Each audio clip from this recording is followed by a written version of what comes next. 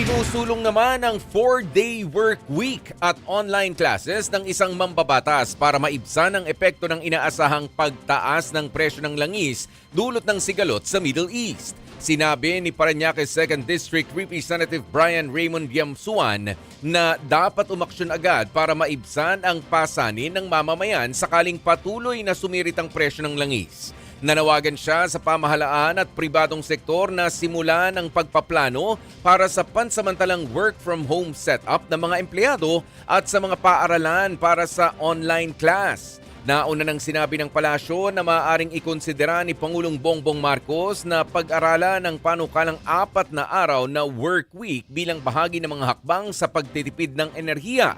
Nagpanukala rin si Senator Sherwin Gatchalian ng 4 na araw na work week na may 1 araw na work from home.